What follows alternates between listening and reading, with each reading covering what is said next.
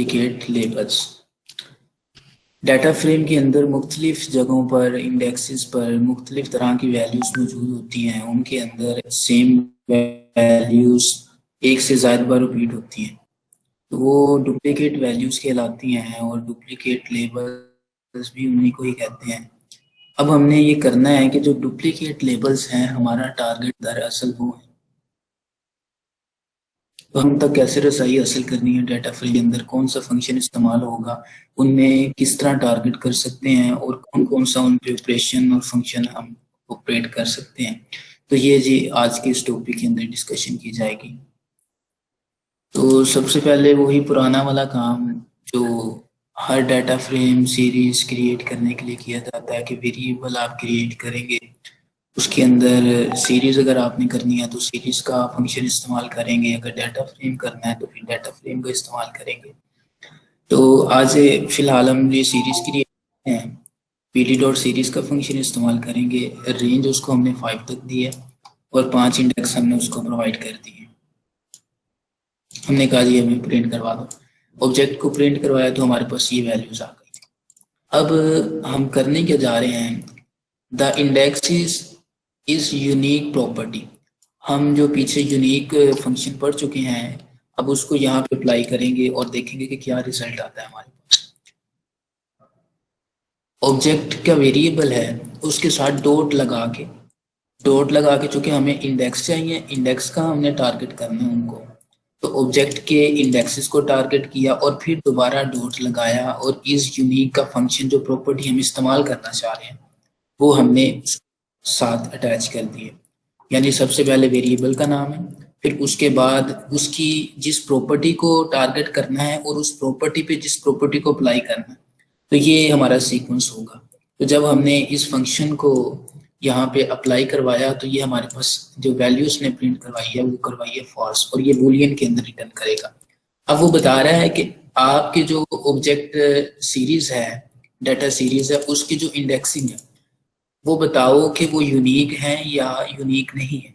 तो देखें कि यहाँ हमारे पास जो ये इंडेक्सिंग मौजूद है, यहाँ पे ए बी डबल है, बी भी डबल है, लेकिन सी सिंगल है। तो यहाँ पे चूंकि ये यूनिक नहीं है, डुप्लीकेट्स वैल्यूज हैं, डुप्लीकेट इंडेक्सेस हैं, तो इसलिए ये हमें फॉल्स रिटर्न कर रहा है।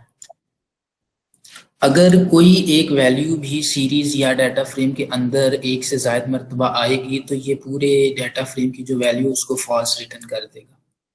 ठीक है, तो ये सिंपल सा है। Okay, sorry for the interruption, लेकिन आप प्लीज काइंडली रिकॉर्डिंग स्टार्ट कर दें इसकी और ग्रुप में अपलोड कर दिया करें। रिकॉर्डिंग हो रही है मैम, आपको मिल जाएगी। ग्रुप में तो अपलोड नहीं करते, लेकिन आपको ईमेल चाहिए तो टेक्स्ट कर दीजिए, ग्रुप में आपको मिल जाएगी इंशाल्लाह। जी ठीक है।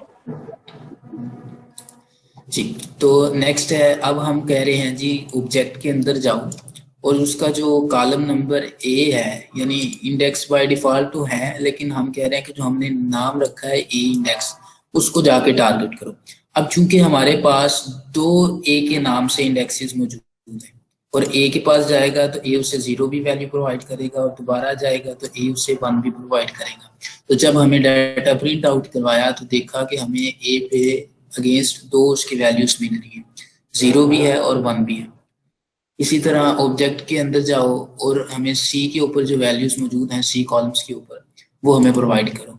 ठीक, अब सी के ऊपर जाएगा तो सी के अगेंस्ट सिर्फ 4 वैल्यू है, तो ये हमें 4 रिटर्न कर देगा यहाँ पे। ठीक है, तो ये साथ साथ एक दो जो लाइनें बीच में मौजूद हैं पढ़ लेते हैं, कोई इंपॉर्टेंट हो सकती है। कह रहा this can make your code more complicated. ये आपका कोड कॉम्प्लिकेटेड बना सकता है। As the output type from indexing can vary, ये वेरी करती है based on whether a label is repeated और नॉट। अगर तो वो आपका जो लेबल है वो रिपीट होगा तो वो फिर फॉल्स रिटर्न करेगा, अदरवाइज वो ट्रू रिटर्न कर देगा। तो ये थोड़ी सी कॉम्प्लिकेशन इसमें है, ये हमें देखना पड़ेगा कि आया जो उसके अंदर वैल्यू है वो फॉल्स आ रही है या ट्रू आ रही है। तो उससे हम अंदाजा लगा सकते हैं कि इसके अंदर वैल्यूज जो है वो डुप्लीकेट्स मौजूद है। नेक्स्ट चलते हैं, डाटा फ्रेम के नाम से हमने एक वेरिएबल क्रिएट करवाया है vt dot data frame, np dot random dot rand n, ये हमने एक रैंडम डाटा जनरेट करवाना है 4x3 शेप का, ठीक है। 4 रोज हैं, 3 कॉलम्स हैं, हमने उसको इंडेक्सेस प्रोवाइड किए हैं 4, लेकिन डुप्लीकेट इंडेक्सेस प्रोवाइड किए हैं। अब होगा क्या कि ये भी ए है, ये भी ए है, ये बी है, ये भी बी है। अब वो क्या करेगा कि ये भी यहाँ पे फर्स्ट पे जो दो ए के नाम से इंडेक्स क्रिएट करेगा और जो दो जो है वो नेक्स्ट बी के नाम से करेगा। अब ये तो सिंपल हमारे पास आ गया डाटा फ्रेम। अब हम उसके ऊपर डॉट लॉग का फंक्शन अप्लाई कर रहे हैं। तो हम उसे कह रहे हैं जी डाटा फ्रेम के अंदर जाओ और इस बी के कॉलम को टारगेट करो जाके। तो जैसा हम सीरीज में पढ़ चुके हैं कि हमारे पास दो एक ही नाम के वेरिएबल इंडेक्स मौजूद थे ए के नाम से, तो उसने ए के अगेंस्ट हमें दो वैल्यूज प्रोवाइड की है। सिमिलरली डाटा फ्रेम में भी यही कॉन्सेप्ट इस्तेमाल होगा कि डॉट से हम उस कॉलम को टारगेट कर रहे हैं और बता रहे हैं कि हमें बी के अगेंस्ट जो वैल्यू डाटा फ्रेम के अंदर मौजूद है वो हमें प्रोवाइड कर दो। तो जब डाटा प्रिंट आउट होगा तो देखें कि हमारे पास दो जो है बी के अगेंस्ट सीरीज क्रिएट हो गई है, यानी एक सीरीज बी की ये है और दूसरी वाली ये है। तो बी जितने बी के नाम से जितना भी उसके अंदर डाटा मौजूद है वो सबका सब हमें रिटर्न करवा देगा। तो यहाँ तक अगर आपको कोई चीज समझ नहीं आई तो बताएं। सर थोड़ा आप डॉट लॉग का थोड़ा बता दें, इसका क्या है जी, बेसिक? डॉट लॉग जो है ये बेसिकली किसी इंडेक्स को कॉलम को टारगेट करने के लिए इस्तेमाल किया जाता है फंक्शन स्पेसिफिकली, ठीक है ना। तो हम उसे कह रहे हैं कि डाटा फ्रेम के अंदर जाओ और यहाँ से हमें बी को टारगेट करके दो कि बी के अगेंस्ट जो वैल्यू मौजूद है उसको हमें बताओ कि वो कौन सी वैल्यू से प्रिंट आउट करवा दो। तो उसने हमें यहाँ देखें बी के नाम से चूंकि दो वहाँ पे इंडेक्स मौजूद थे, उसने दोनों की वैल्यूज हमें प्रोवाइड कर दी है। ठीक है सर, ठीक है। Thank you. जी, नेक्स्ट है हमारे पास summarising and computing descriptive statistic. Pandas objects are equipped with a set of common mathematical and statistical methods. Most of these fall into the category of reductions, यानी reductions की कुछ चीजें इसमें इस्तेमाल होंगी, और summary statistics, methods that extract a single value। Single value आपके पास वो सम हो सकती है, मीन हो सकती है, मल्टीप्लिकेशन हो सकती है, डिवीजन हो सकती है, कोई भी हो सकती है। From a series are a series of values, वो एक सीरीज भी हो सकती है या मुख्तलिफ सीरीज की वैल्यूज जो उसके अंदर मौजूद है वो भी हो सकती है। फ्रॉम द रोज और columns of A data frame, यानी 2D डाटा होगा, रोज से लेके कॉलम्स तक सब के सब उसके अंदर शामिल होंगे।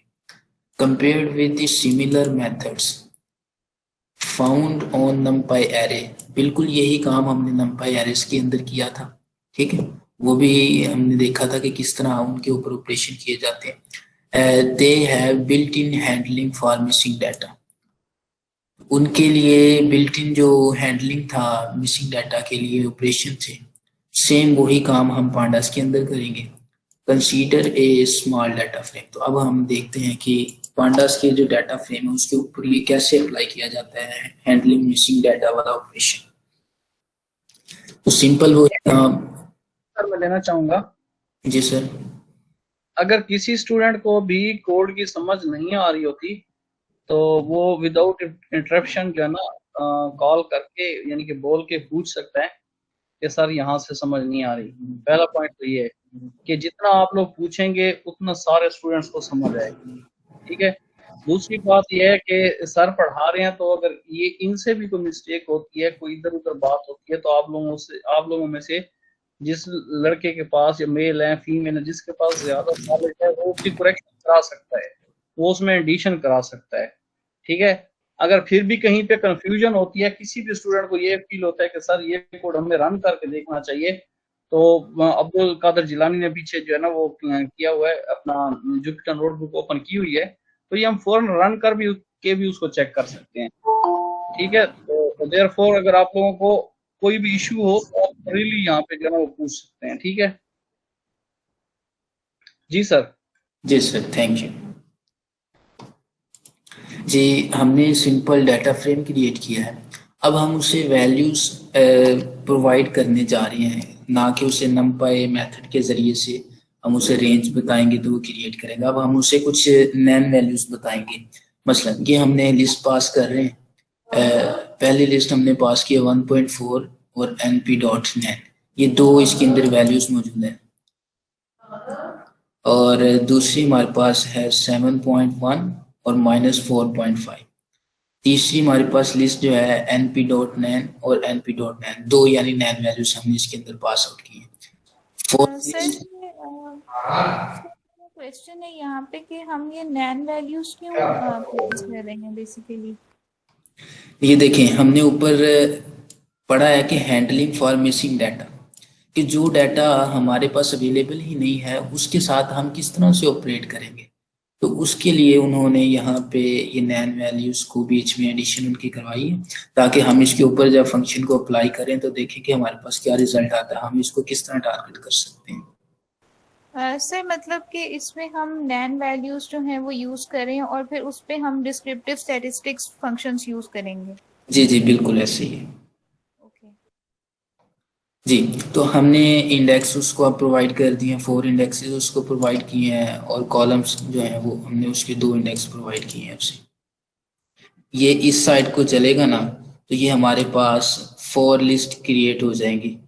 सीरीज जो है ना डाटा फ्रेम के अंदर वो क्रिएट हो जाएंगे, क्योंकि हमने लिस्ट की सूरत में पास किया। और इस तरफ को जाएंगे तो ये देखें, ये 1.4 वाला ये नीचे को आएगा तो एक कॉलम है, और np.nan वाला आएगा तो ये दूसरा कॉलम है। तो सबके अंदर दो दो कॉलम्स मौजूद हैं, ठीक है।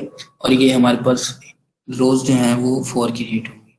अब हमने सिंपल जब इसको प्रिंट करवाया है, बस इंडेक्सिंग है रोज की, और ये हमारे पास कॉलम्स की इंडेक्सिंग है, और उसके अंदर ये हमारे पास वैल्यूज आ गई। ये तो था जी सिंपल काम। अब हम करने जा रहे हैं df.sum। अब इसके ऊपर सम करेंगे तो क्या रिजल्ट आएगा, जो बीच में नैन वैल्यूज हैं वो किस तरह से ऑपरेट होंगी, क्या उनमें चेंजेस आएंगे, तो वो हमें बताएगा। वो कह रहा है calling data frames sum method returns a series containing columns sums. वो कह रहा है कि अगर हम सम का मेथड इस्तेमाल कर रहे हैं डाटा फ्रेम के अंदर, तो जो हमें वो सीरीज रिटर्न करेगा वो कॉलम्स का सम हमें रिटर्न करेगा। तो हम देख लेते हैं कि कैसे करता है वर्क। अब देखें, उसने 1 के अगेंस्ट हमें 9.25 दिया है, तो ये इस साइड पे सम होगी। मसलन 1.40, 7.10 और 0.75। तो उसने हमें ये सम करके टोटल बता दिया, और इसका कॉलम का इंडेक्स भी बता रहा है कि ये 1 के अंदर टोटल सम हमारे पास इतना है। सिमिलरली यहाँ पे भी वो सम करेगा -4.5 और -1.3 को। तो जब दो नेगेटिव वैल्यूज हैं एडिशन होंगी तो उनका एज सच कोई उनमें फर्क नहीं आएगा, तो वो नेगेटिव साइन के साथ ऐड हो जाएंगी। तो वो -5.80 हमारे पास डाटा आ गया। अब वो कह रहा है कि passing axis is equal two columns. हमारे पास जो एक्सिस हैं उसको हमने कॉलम्स के वाइज अरेंज करना है, या कॉलम वाइज हमने उसको टारगेट करना है, और एक्सिस इज इक्वल टू 1। तो ये कॉलम वाइज है, सम अक्रॉस द कॉलम्स इंस्टेड, ठीक है। अब देखें df.sum, एक्सिस हमने पास करवाया उसको कॉलम्स के, यानी कॉलम्स वाइज। अब वो करेगा क्या, ए के अंदर जाएगा, इस साइड को दोनों कॉलम्स को करेगा। पहले वो एक ही कॉलम की तमाम वैल्यूज को टारगेट कर रहा था, अब वो रो वाइज इस साइड को चलेगा 1.0 प्लस नैन, ठीक है। अब हमें देखते हैं क्या रिटर्न हो रहा है। तो 1.40 प्लस नैन, तो चूंकि नैन कोई वैल्यू नहीं है तो अवेलेबल ही नहीं है हमारे पास, तो वो सिंपल 1.40 को रिटर्न करवा देगा।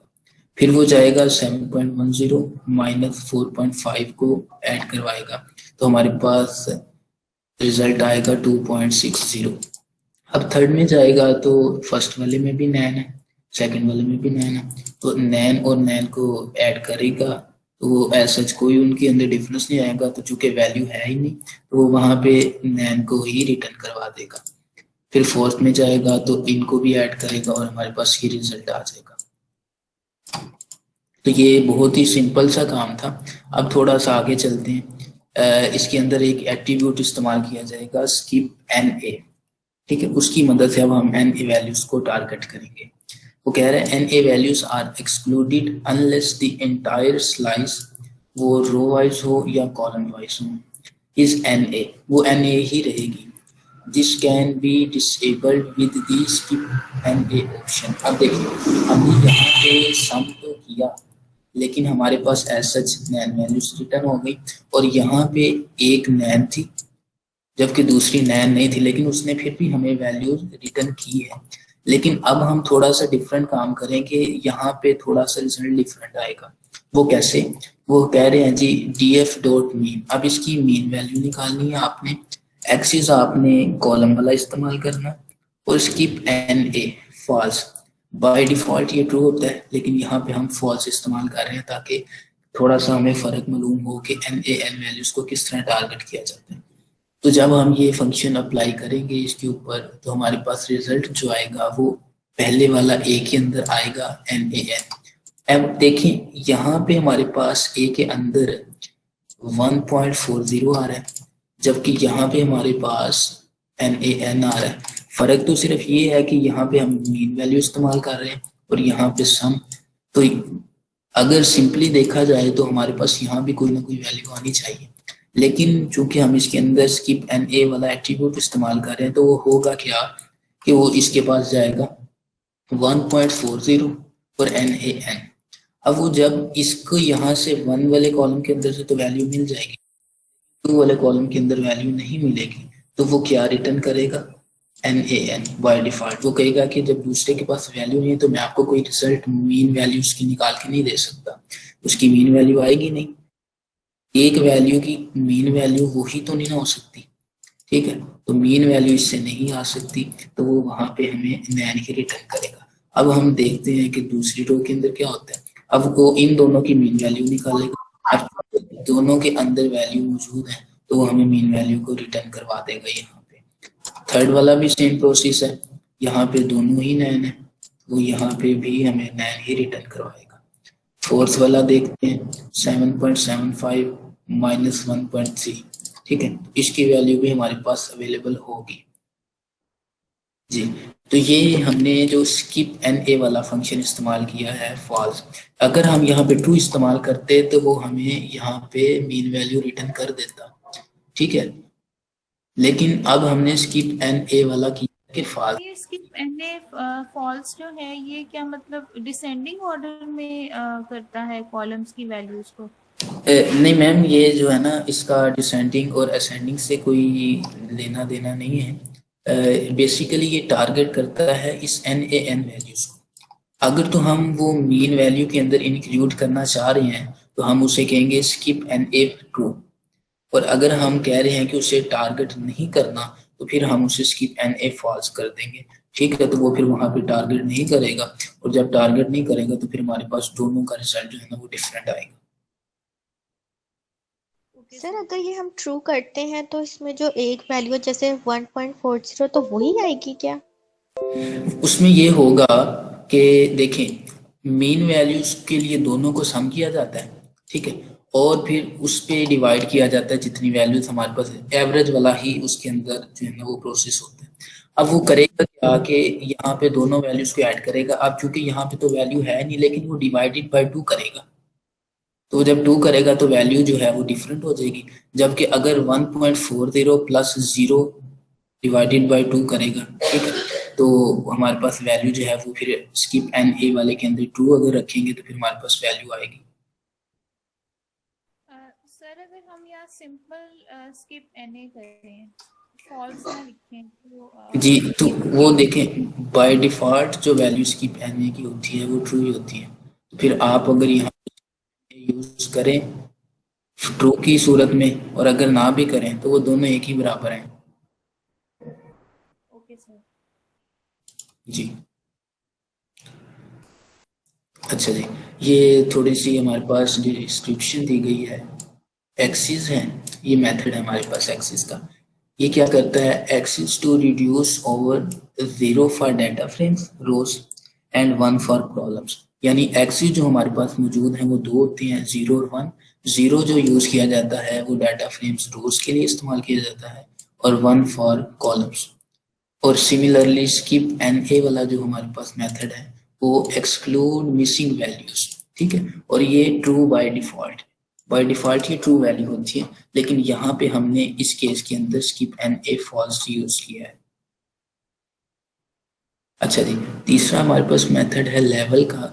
लेवल में क्या होता है, reduce grouped by level wise उसको रिड्यूस करेगा ग्रुपिंग को if the axis is hierarchically indexed, यानी मल्टी इंडेक्सिंग अगर मौजूद होगी तो फिर वो रिड्यूस करेगा बाय लेवल, यानी वो फिर असेंडिंग में भी आ सकता है और डिसेंडिंग में भी, तो ये लेवल उसी से रिलेटेड चीज है।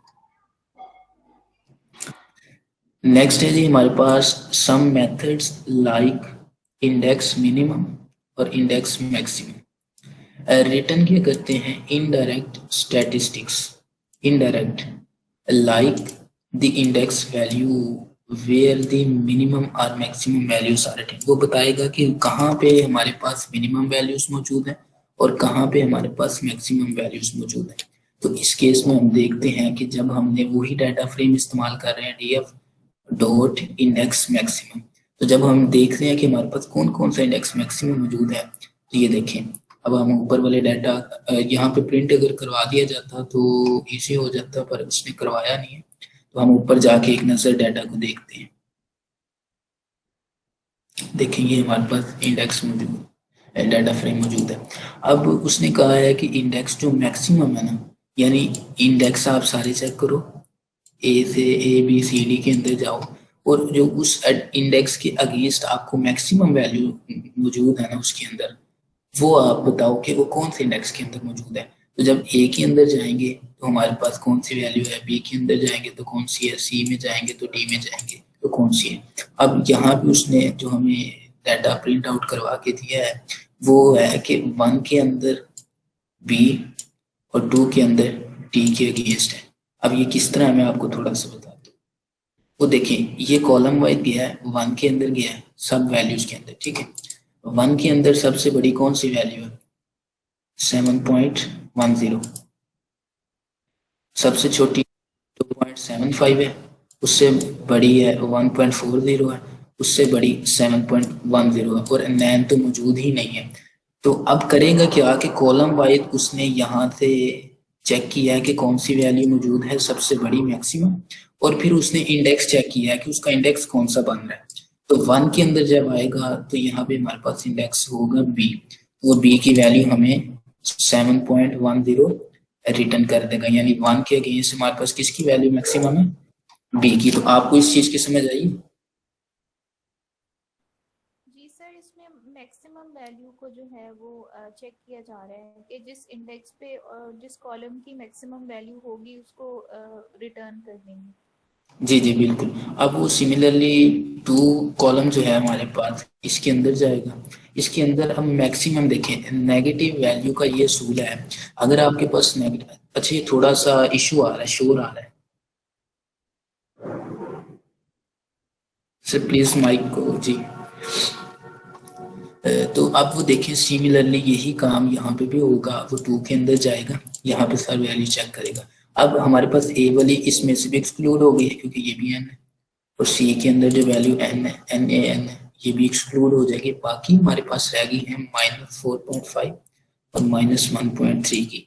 अब नेगेटिव वैल्यू का ये असूल है कि जो नेगेटिव वैल्यू माइनस के अंदर जितनी बड़ी होती है वो उतनी ही छोटी कंसीडर की जाती है। अब चूंकि हमारे पास -4.5 माइनस में देखने से तो बड़ी लग रही है, लेकिन चूंकि ये माइनस में है तो ये -1.3 से छोटी है, और -1.3 बड़ा है क्योंकि ये 0 के करीब 3 है, और -4.50 से बनिस्बत -1.3 के काफी दूर है। तो 0 से नेगेटिव वैल्यू जितनी करीब होगी वो उतनी ही बड़ी कंसीडर की जाएगी। तो इस केस के अंदर 2 के अंदर जाएगा तो हमारे पास डी का डाटा लेके आएगा या बी का लेके आएगा, डी का लेके आएगा, बड़ा डी का होगा क्योंकि -1 है ना, वो तो -4 छोटा होगा उससे। जी जी। तो ये देखें हमारे पास 2 के अगेंस्ट उसने डी का डाटा लेके आया, ना कि बी का लेके आया। तो ये हम इंडेक्सिंग के अंदर मैक्सिमम और मिनिमम का इस्तेमाल करके उसके अंदर जो मैक्सिमम या मिनिमम वैल्यू मौजूद है वो हम गेट कर सकते हैं। अब सिमिलरली यही काम अगर हम इंडेक्स मिनिमम के साथ करते हैं तो हमारे पास देखें वैल्यू कौन सी आएगी, इसके अंदर आएगी 0.75 और इसके अंदर हमारे पास आएगी -4।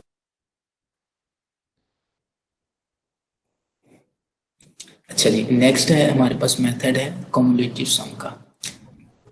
सर ये मैं याद करना चाह रहा था यहाँ पे, सॉरी इंटरप्शन। जी अच्छा, जी ये हम काम तो कर रहे हैं लेकिन ये जो रूल्स हैं वो मैथमेटिक्स से ही अप्लाई होंगे, यानी कि माइनस अगर 1 छोटा है, -4 हो तो वो -1 से बड़ा है, छोटा है। जी जी ये बिल्कुल रूल सिंपल। मैथमेटिक्स की है। सॉरी आपकी आवाज क्लियर नहीं आई। मैं कह रहा था रूल मैथमेटिक्स का ही है ना, इसमें भी ये सारे जी वही। जी रूल मैथमेटिक्स वो ही सिंपल असेंडिंग और डिसेंडिंग के लिहाज से देखा जाएगा कि कौन सा बड़ा और कौन सा छोटा है। अब यहाँ पे सबसे छोटी जो वैल्यू है वो 0.75 है इस कॉलम के अंदर पूरे में, और 2 के अंदर हम देखेंगे तो हमारे पास -4.5 वैल्यू है, और अगर बड़ी देखेंगे तो इसके अंदर -1.3 है और इसके अंदर 7.10 है।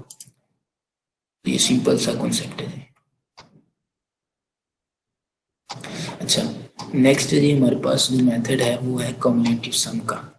अब ये एडजॉइंट वैल्यूज को जो एक साथ सक्सेसिव होती हैं उन्हें ऐड करता है। मसलन इस वैल्यू ए की वैल्यू को बी में ऐड करेगा, जो आंसर आएगा बी को सी में करेगा, जो पहले 3 का वैल्यू का आंसर आएगा वो उसको डी में करेगा। इस तरह यानी जब सक्सेसिव एडिशन होती है इसे हम कम्युलेटिव सम के नाम से पुकारते हैं, अकोमोडेशन भी इसे कहते हैं। अब ये करेगा क्या, टी एफ डॉट कम्युलेटिव सम, और ये कम्युलेटिव सम हमें जो है ना वो उसके ला कर दे देगा कि क्या है। अब देखें कि 1 के अंदर 1.40 पहली वैल्यू सेम रहेगी, दूसरी वैल्यू के अंदर पहली वैल्यू भी ऐड होगी। ये देखें पहली वैल्यू चूंकि पहली से पहले तो कोई है ही नहीं, तो पहली में कौन सी ऐड करेगा, तो पहली में कोई भी ऐड नहीं होगा, तो 1.40 एज सच वैसे का वैसे ही रहेगा। जबकि दूसरा जो कि हमने पढ़ा कम्युलेटिव सम हो रहा है ना कि सिंपल सम, तो वो करेगा क्या कि 7.10 प्लस 1.40 इन दोनों को ऐड करेगा तो 8 पॉइंट समथिंग आएगा, 8.50 आएगा हमारे पास, ठीक है। तो वो इसको इस 7.10 की जगह रिप्लेस कर देगा। तो अब देखिए हमारे पास जो डाटा आया वो ये है, पहला 1.40, दूसरा 8.50, तीसरे पे जो कि नैन वैल्यू थी, और पहले वाले 2 को किस तरह ऐड करता उसमें, तीसरी नैन आ गई तो उसने फिर हमें नैन ही रिटर्न कर दिया। फोर्थ वैल्यू के अंदर हमारे पास ये देखें, फोर्थ वैल्यू हमारे पास है 1.40, 7.10 और 0.75, ठीक है। अब चूंकि हमारे पास इससे पहले वैल्यूज मौजूद हैं तो वो नेक्स्ट वैल्यू को ऐड करके उसके अंदर 9.25 रिटर्न कर देगा। तो नैन वैल्यू जहाँ पे भी आएगी वो नैन ही रहेगी कम्युलेटिव सम के अंदर। सिमिलरली इस केस में भी यहाँ पे भी नैन वैल्यू ही रहेगी, यहाँ पे भी नैन रहेगी, ठीक है। और इनको ऐड करता जाएगा तो हमारे पास ये आंसर आता जाएगा। -1.5 से पहले चूंकि नैन था उसने एज सच -4.5 ही रहने दिए, और दूसरी वैल्यू हमारे पास थी -1.3 को, ठीक है। तो इनको दोनों को उसने ऐड करवाया कम्युलेटिव सम, ठीक है। तो हमारे पास जो वैल्यू आएगी वो आएगी -5.8। यहाँ तक आपको क्लियर है?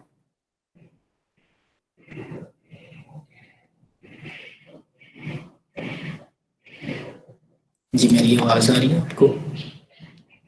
ये सर आवाज आ रही है, थोड़ा डिस्कनेक्ट हो गए थे तो इस वजह से।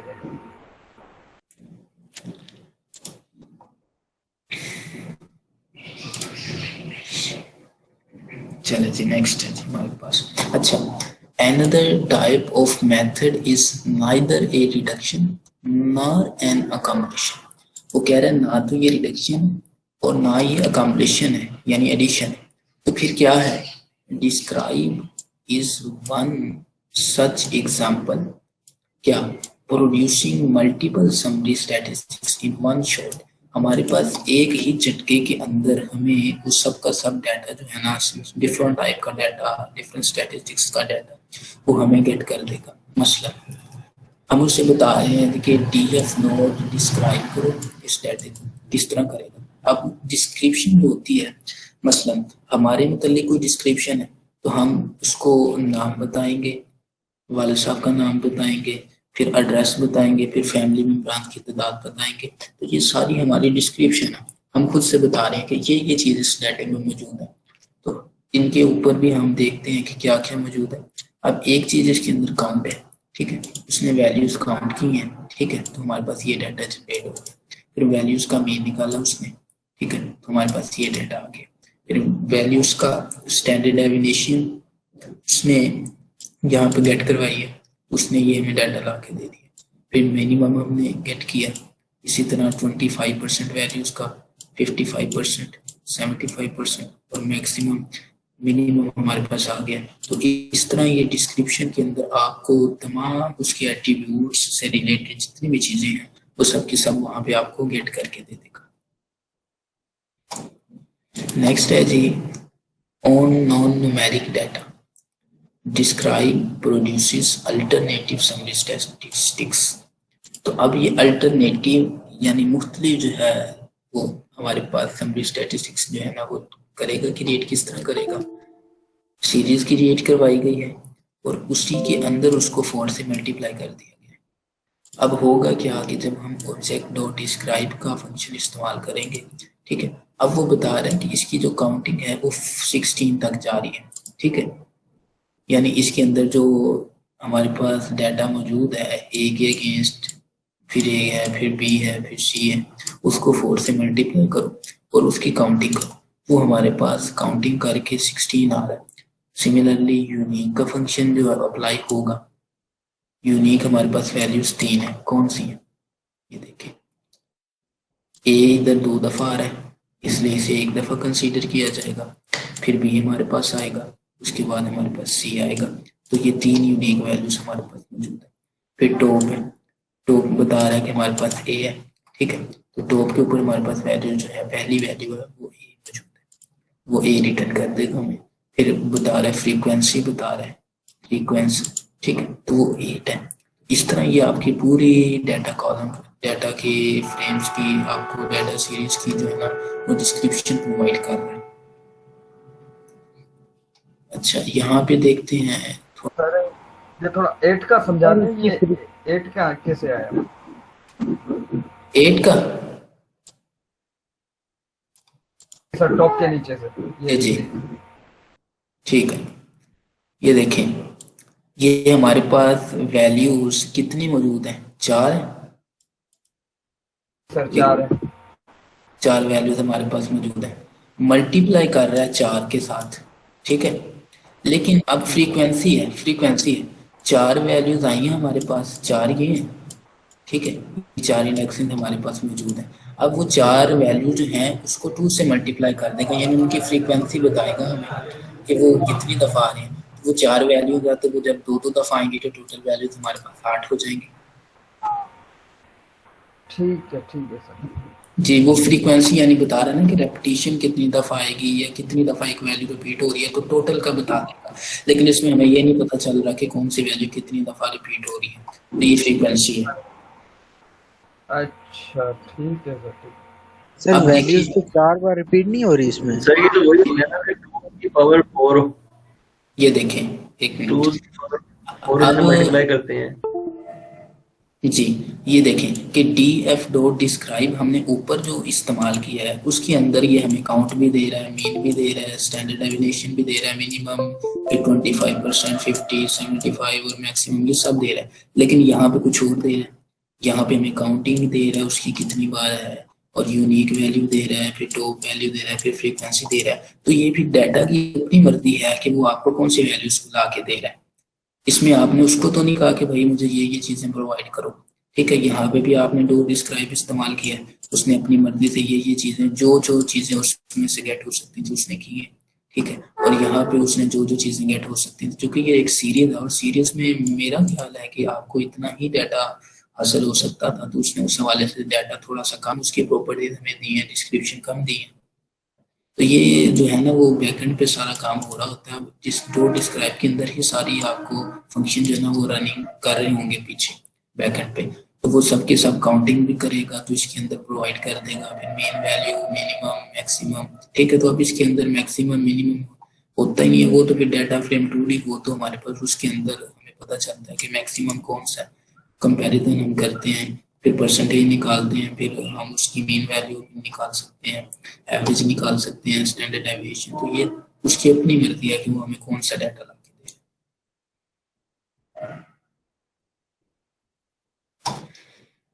अच्छा जी, हमारे पास मेथड है काउंटिंग का, ये थोड़ा सा रिपीट कर लेते हैं ताकि अगर कोई न्यू चीज़ है तो हमें पता चल जाए कि किस तरह है उसकी डिस्क्रिप्शन। ये हमारे पास काउंट है, काउंट का मेथड है। इसकी डिस्क्रिप्शन है जी, number of non N A values, यानी एक वैल्यूज है एन ए, एक है नॉन एन ए, यानी ये एन ए वैल्यूज नहीं है, इसकी जगह पे कोई ना कोई वैल्यू मौजूद है, तो वो हमें बताएगा कि कौन कौन सी वैल्यू मौजूद है, जबकि उसके अंदर एन ए वैल्यूज काउंट नहीं की जाएंगी, एन ए के अलावा काउंट की जाएंगी। तो ये है काउंट का मेथड।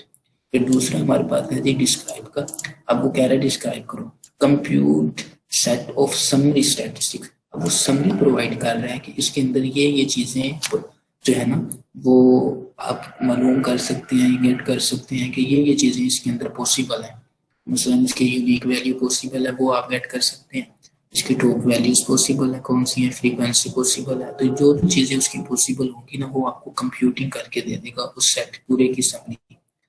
स्टैटिस्टिक्स फॉर सीरीज और ईच डाटा फ्रेम, तो ये दोनों के ऊपर अप्लाई होगा, डाटा फ्रेम हो और सीरीज हो, तो दोनों के ऊपर अप्लाई होगा। वो हम यहाँ पे देख चुके हैं, ये सीरीज है और ऊपर डाटा फ्रेम, दोनों पे अप्लाई किए। फिर सेम मेथड मिनिमम और मैक्सिमम का जो हम ऊपर पढ़ चुके हैं, वो मिनिमम और maximum, compute minimum and maximum values. फिर यहाँ हमारे पास है आर्गुमेंट मिनिमम, आर्गुमेंट मैक्सिमम। ठीक है, कंप्यूट इंडेक्स लोकेशन इंटीजर्स, तो इंटीजर को वो आर्गुमेंट कह रहा है, वैल्यूज कह दे, कोई भी कह दे, तो आप इसे कुछ भी कह सकते हैं। एट विच मिनिमम और मैक्सिमम वैल्यू ऑब्टेन, कि कौन सी वैल्यू आपके पास इंडेक्स पे, कौन सी वैल्यू मैक्सिमम है और कौन सी वैल्यू मिनिमम रिस्पेक्टिवली। यानी रिस्पेक्टिवली का मतलब है कि आपको पहले यहाँ पे उसने बताया मिनिमम का, तो यहाँ पे उसने पहले आपको मिनिमम लिखा है, उसके बाद मैक्सिमम का कहा है, तो आर के बाद मैक्सिमम लिखा है और साथ रिस्पेक्टिवली बता दिया ताकि ये इसको जाके टारगेट करे। अच्छा जी, सिमिलरली ये इंडेक्स मिनिमम है और इंडेक्स मैक्सिमम है, इसमें वो करेगा इंडेक्स लेबल्स को जाके टारगेट करेगा और बताएगा कि इसके इस अगेंस्ट वैल्यू जो है वो मिनिमम है और मैक्सिमम है रिस्पेक्टिवली। फिर क्वांटाइल है, कंप्यूट सैंपल क्वांटाइल है रेंजिंग फ्रॉम 0 to 1, वो हमें 0 से लेके 1 तक का जो क्वांटाइल है वो हमें रिटर्न करेगा, उसकी कंप्यूटिंग समरी बना के हमें पेश कर देगा कि ये चीजें इसके अंदर आप गेट कर सकते हैं। फिर सम का मेथड है, सम ऑफ वैल्यूज है, सिंपल है, मीन है, इसका मीन वैल्यू अरिथमेटिक मीन भी से कहते हैं। फिर मीडियन है, ये भी मीन की तरह ही होता है लेकिन इसके अंदर थोड़ा सा डिफरेंट है। Arithmetic median 50% quantile of values, उसके अंदर थोड़ा सा जो है ना, वो थोड़ा सा इसके अंदर डिफरेंस है। Mean values median, mean absolute deviation, mean absolute deviation, यानी मीन वैल्यू से वो कितना डेविएट कर रहा है, कितना इनहेराफ कर रहा है, कितनी वैल्यू से प्लस में डेविएट कर रही है और कितनी वैल्यू उसकी नेगेटिव में डेविएट कर रही है। उसके बाद है जी हमारे पास product, product of all values. उसके बाद है हमारे पास वेरिएंस, यानी वेरियस, उसके अंदर वेरिएशंस कितनी आ रही हैं, किस लिहाज से आ रही हैं, क्या पॉसिबिलिटीज है उसके अंदर, तो वो सब का सब हमें बता रहा है कि इसके अंदर ये वेरिएशंस आ रही है। नेक्स्ट है स्टैंडर्ड डेविएशन। स्टैंडर्ड डेविएशन में वो ही बताएगा कि ये मीन वैल्यू या ओरिजिनल वैल्यू से कितना प्लस में आपके अंदर इसके अंदर नेगेटिविटी मौजूद है और कितनी इसके अंदर पॉजिटिविटी आपकी ओरिजिनल वैल्यू से मौजूद है। आपके पास जिस तरह आप जॉब के लिए जाते हैं तो वो आपको लेस करते हैं कि आपके पास 10 ईयर की, मिसाल दे रहा हूँ आपको कि 2 ईयर की आपके पास छूट है, 3 की है, वो प्लस में भी हो सकती है और माइनस में भी हो सकती है। यानी आप अगर आपके पास 30 है तो 30 के साथ आप 33 तक अगर आपकी है तो आप फिर भी अप्लाई कर सकते हैं। अगर आपके पास 27 है तो आप फिर भी अप्लाई कर सकते हैं। तो ये है इसका बेसिक स्टैंडर्ड डेविएशन का। फिर है जी skew, sample skewness, third moment of values. फिर है हमारे पास कुर्टोसिस, ठीक है, ये sample kurtosis fourth moment of values, ये थर्ड को रिप्रेजेंट कर रहा है, ये फोर्थ को रिप्रेजेंट कर रहा है, ठीक है। उसके बाद है हमारे पास कम्युलेटिव सम। कम्युलेटिव सम हमने बताया कि वो सक्सेसिव वैल्यूज को ऐड करेगा, फर्स्ट में 2 को, और फर्स्ट और 2 को 3 में, फर्स्ट 2 3 को फोर्थ में, इस तरह ये सिलसिला जो है ना आगे चलता चले। फिर उसके बाद है कम्युलेटिव मिनिमम, इसी तरह कम्युलेटिव मैक्सिमम है, तो वो इसी तरह अगर एडिशन हो सकती है तो वो उनका डिफरेंस भी क्रिएट कर सकता है कम्युलेटिव। फिर उसके बाद हमारे पास है कम्युलेटिव प्रोडक्ट, तो प्रोडक्ट भी क्रिएट करेगा। फिर डिफरेंस का हमारे पास मेथड है, डिफरेंस का मेथड है वो हमें दोनों वैल्यूज को माइनस कर देगा। Compute first arithmetic difference, useful for time series. और दूसरा हमारे पास है जी परसेंटेज चेंज, इसके अंदर परसेंटेज के अंदर हमें बताओ कि कितनी वेरिएशन यानी चेंजिंग आ रही है। कि अगर तो हमें पता है कि 5 है, फिर 10 वैल्यू है, फिर 15 है, फिर 20 है, फिर 25 है, तो ये हमें पता है कि इसके अंदर 5 का डिफरेंस है। लेकिन वो कह रहा है कि हमें इसकी परसेंटेज के लिहाज से बताओ कि इनका दरमियान कितनी चेंजिंग मौजूद है या इनके दरमियान कितनी डेविएशन मौजूद है, वो परसेंटेज चेंज के अंदर आप मालूम कर सकते हैं। नेक्स्ट है जी हमारे पास कोरिलेशन। जी यहाँ तक तो किसी को इश्यू तो नहीं है? No sir. चलिए थैंक यू। अच्छा जी, हमारे पास correlation and covariance. There are some summary statistics like correlation को कहते हैं दो चीजें मिलके बाहम जो है ना उन्हें को के नाम से पुकारा जाता है, और कोवेरियंस यानी इसके अंदर जो वेरियंस चेंज आ रही है वो क्या है, are computed from pairs of arguments. वो आर्गुमेंट्स के लिहाज से उससे अंदाजा लगाया जाता है कि इसकी कोवेरियंस और इसके दरमियान जो रिलेशन है वो कैसा है। Let's consider some data frames of stock prices। कह रहा है हम चेक करते हैं स्टॉक प्राइसेस का जो हमारे पास डाटा फ्रेम मौजूद है। And volumes obtained from Yahoo, जो याहू की वेबसाइट से हमने वॉल्यूम का डाटा ऑब्टेन किया है उसका डाटा फ्रेम जो है वो हम चेक कर लेते हैं। Finance using the adds on pandas data reader package, ठीक है। वो कह रहा है कि हम पांडास का डाटा रीडर पैकेज जो है ना वो इंस्टॉल करेंगे, यूज करेंगे। If you do not have it installed already, अगर हमने इससे पहले उसे इंस्टॉल नहीं किया हुआ, it can be obtained by conda और पिप। तो पिप्स की कमांड भी आपके पास मौजूद है और कोंडा की कमांड भी है, तो कोंडा के जरिए करते हैं। तो conda install pandas data reader, ठीक है। कह रहे हैं I use the pandas data reader module to download some data, यानी कुछ अब एक्स्ट्रा जो है हम काम करने जाएंगे, उसके लिए हमें पांडास का कुछ एक्स्ट्रा फीचर दरकार है, तो उसके लिए हम ये जो है इसे इंपोर्ट करवा रहे हैं, pandas underscore data reader dot data as web.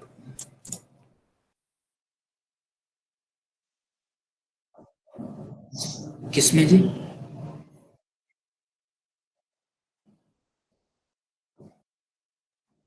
ये वाला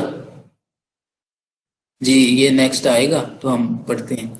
आई use the pandas data module to download some data for a few stock tickers, यानी कुछ हमारे पास स्टॉक है वैल्यूज है, उनको टारगेट करने के लिए हमारे पास एक स्टिकर्स नाम का जो है ना वो डाटा अवेलेबल है, तो वेरिएबल अवेलेबल है।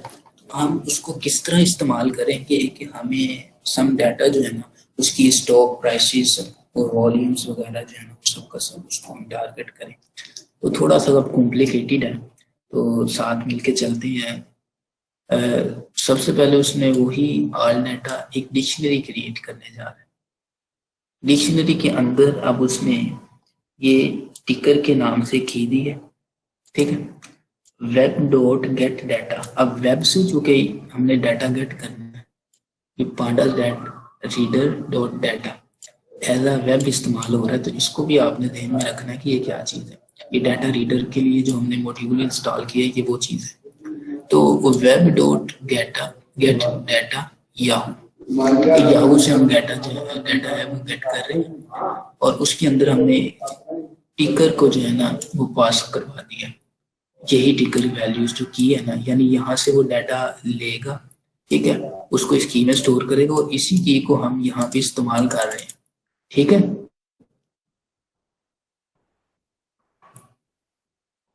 जी सजाद भैया, आपने सवाल पूछा था।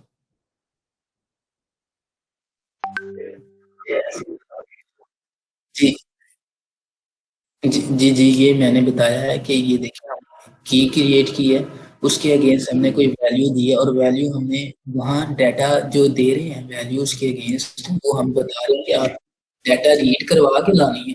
अब हमारे पास कोई वैल्यू नहीं है, तो आप वहां से लेके आओ, उस वैल्यू को ही एज अ वैल्यू इस्तेमाल कर लो, की की। अब ये जो हमने इसके अंदर ये टिकर पास करवाया, दरअसल ये की ही है, इस की के अंदर जो वैल्यू स्टोर होगी एज अ हम उसे यहाँ पे इस्तेमाल कर रहे हैं टिकर के तौर। अच्छा, अब हम नेक्स्ट जो है वो इंस्टॉल कर ले, फंक्शन को डिफाइन करते हैं। वो कह रहा है जी फॉर टिकर इन, इसके अंदर AAPL, IBM, MSFT, गूगल, ठीक है, ये उसने कोई लिस्ट पास करवाई है। अब देखते हैं कि हमारे पास क्या डाटा जो है ना वो रिटर्न होता है। प्राइस सर है, ये जो पास करवाई थी ऊपर, तो ये जो इंपोर्ट की है ये हमें करनी चाहिए या नहीं? और इसके लिए कोई इंस्टॉलेशन वगैरह तो नहीं करनी होगी, जैसे हम पिप इंस्टॉल वगैरह करते हैं? नहीं ये देखेंगे आपको कमांड उन्होंने प्रोवाइड की है, तो आपके पास कोंडा है तो आप लिखें कोंडा इंस्टॉल पांडास डाटा रीडर, ठीक है। पिप है तो पिप इंस्टॉल पांडास डाटा रीडर कर लें, ठीक है। उसके बाद आप इंपोर्ट करवा लें इसे, तो वो जितने मॉड्यूल्स होंगे ना वो आपकी जुपिटर नोटबुक के ऊपर जो है ना वो सिस्टम के ऊपर रन हो जाएंगे, तो फिर आपको ऐसा कोई एरर नहीं शो होगा, और आपका डाटा जो है ना वो वहां से फिर उठा के ले आएगा, जो भी आप कमांड उसको प्रोवाइड करेंगे। तो सर ये जो डाटा रीडर है ये हमारे बैकएंड पे डाटा होगा, या ये इंस्टॉल करने जब हम करेंगे तो ही ये हमें प्रोवाइड करेंगे? जी देखें कि ये डाटा ऑलरेडी बैकएंड पे मौजूद होगा जहां से हम लेना चाहते हैं, लेकिन उसको रीड करवाने के लिए, उसको लाने के लिए हमारे पास कोई चीज मौजूद नहीं थी, तो ऐसे उसके लिए हमने ये सारा काम किया है। अच्छा। एक डाटा पहले जैसे से किसी याहू पे देखे ना, उसने बताया कि याहू के ऊपर मौजूद है।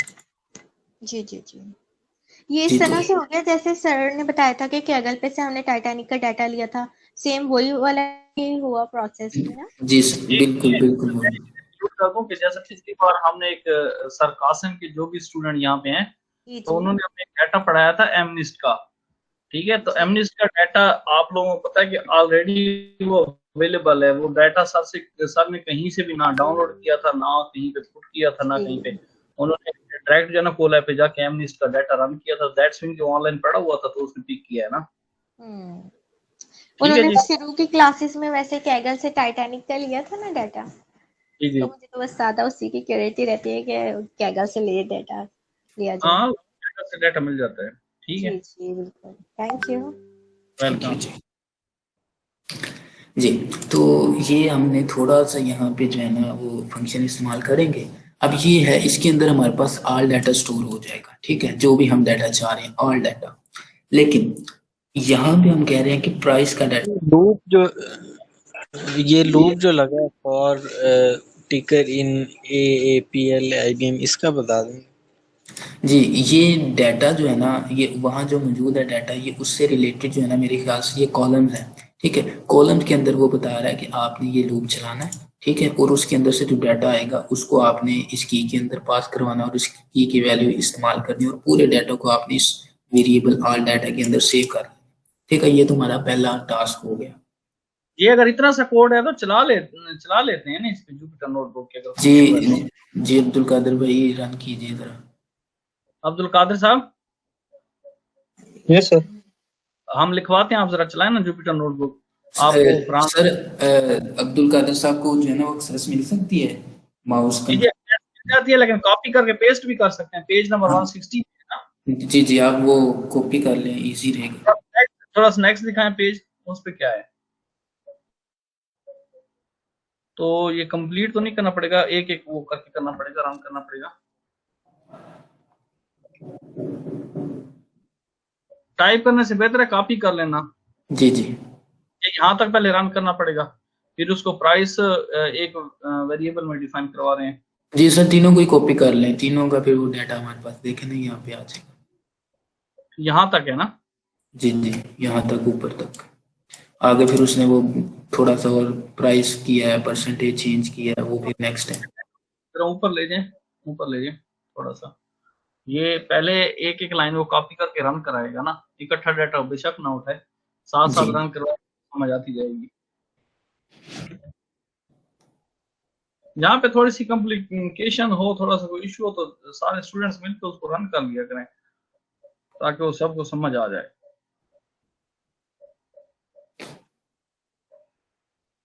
सर, एट अ टाइम सिर्फ एक स्क्रीन शेयर हो सकती है? चेक नहीं किया सर, वो कोई बता रहा था पेज पे 2 भी हो सकती हैं। अब्दुल कादर भाई को कहें, अगर आपकी भी होती है आप भी शेयर कर लें। Yes sir. अब्दुल कादर भाई, आपकी स्क्रीन शेयर हो सकती है? तो हो रही। चलें चलें, ठीक है। थोड़ा सा स्क्रीन को बड़ा करें अब्दुल कादर साहब। यस सर, इंस्टॉल किया हमने कोंडा, इंस्टॉल पढ़ना, डेटा रीडर। नहीं, थोड़ा स्क्रीन को जूम इन करें ना।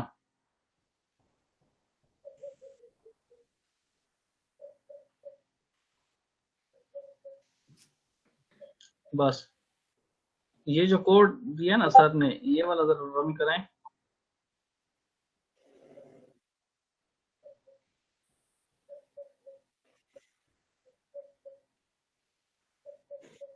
तो सारा सेम वही कॉपी किया है। जी सर।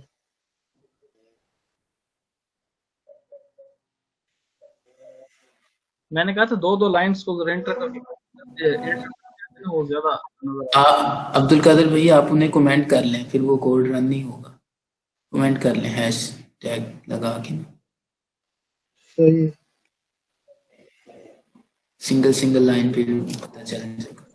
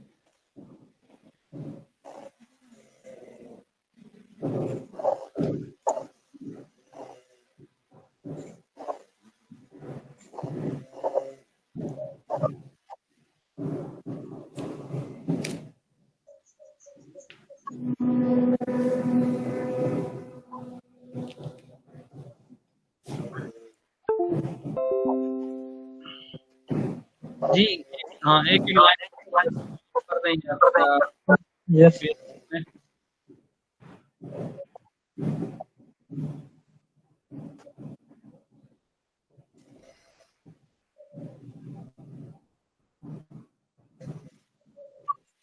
थोड़ा जूम इन कर दें, मुझे तो बिल्कुल नजर नहीं आ रहा, बाकी नजर आ रहा है क्या?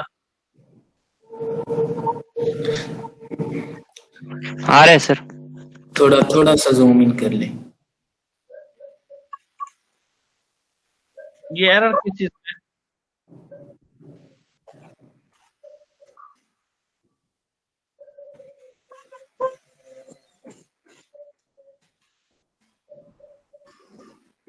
इंशाल्लाह जब एक बार हम पांडा पढ़ लेंगे ना, तो फिर नेक्स्ट टाइम अगर हम पांडा को रिपीट करेंगे तो वो विद कोड करेंगे।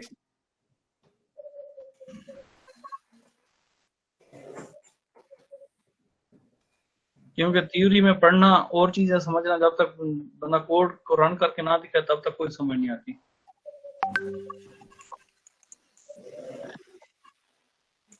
क्यों जी, कोड ठीक रन हो रहा है अम्मा साहब? सर मैं चेक करता हूँ। सारे जरा देख लें इस चीज को। ये इसमें देखो। अब्दुल कादिर इशू तो नहीं आ रहा कहीं पे? सर मैं भी अपनी तरफ देखता हूँ, चेक करता हूँ जुपिटर। इसलिए आ रहा है कि ये गूगल पर इंस्टॉल करने की कोशिश कर रहे हैं। ये लोकल नहीं करेंगे तो फिर कोना में ये इंस्टॉलेशन हो जाएगी। नहीं, कौन नहीं इंस्टॉल नहीं कर रहे, ये कूलर पे चला रहे थे पहले। नहीं, ये इसका साइन के साथ शुरू कर रहे थे ना, एक्सक्लेमेशन और फिर कोना इंस्टॉल, तो वो नहीं होगा ना गूगल पे। खुले में तो खुले नहीं है ना, कौन काम नहीं करेगा सही।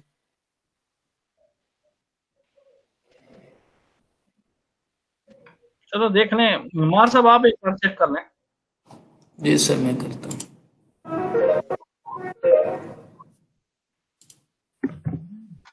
स्टॉप तो नहीं थे। सर आप कोड जो है वो इधर चैट में कॉपी पेस्ट कर दें ताकि हम भी ट्राई कर लेते हैं। ये हाँ, चलें, ये भी ठीक है, मैं करता हूँ। आप सारे स्टूडेंट्स ना वो कोशिश कर रहे हैं बुक ओपन करके साथ रखा करें, लेकिन अभी तो ये कोड पेस्ट कर देते हैं मार साहब, नो इशू। मैंने सर कमांड लाइन से जो है ये इंस्टॉल कमांड लिखी थी तो वहां से इंस्टॉल हो गया, जो ये फरहान मेहर साहब ने जो शेयर की है ना ये अभी कमांड, जी जी ये सीएमडी में इंस्टॉल अभी किया है तो हो गया है सीएमडी से, जुपिटर से नहीं। कमांड प्रॉम्प्ट से हो गया। जुपिटर से मेरे ख्याल से पिप लिख के करते हैं ना, पिप इंस्टॉल वगैरह। पिप से भी देखते हैं। हाँ पिप से इंस्टॉल हो गया। अगर कोंडा एनवायरनमेंट है तो कोंडा से ही करना पड़ेगा, फिर तो आप जिस एनवायरनमेंट में रन कर रहे हैं, अगर आपका ओपन एनवायरनमेंट है जैसे कि ये जिट लैब कर रही है तो फिर आपको पिप से ही इंस्टॉल करना होगा। पहले पिप से करके देखते हैं। नोटबुक में एरर आ रहा है, ओपन नहीं हो रही।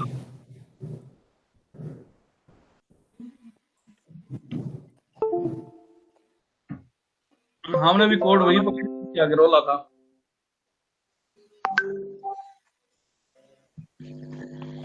सर जी न्यू नोटबुक जो है वो ओपन करें फिर वहां से इंस्टॉल करें पिप लिख के।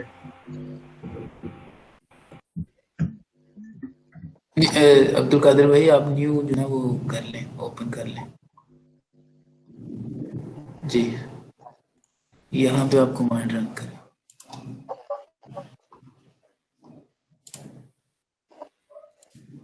जी सर से भी ठीक है, होना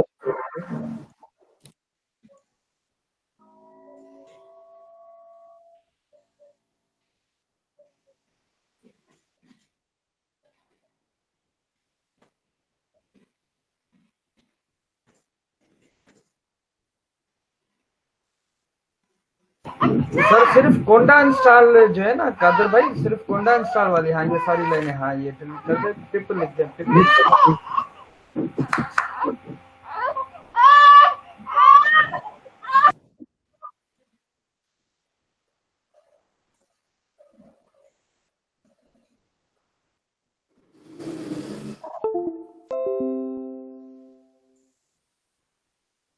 ये रन हो गया।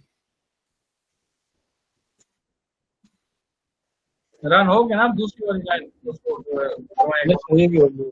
ये तो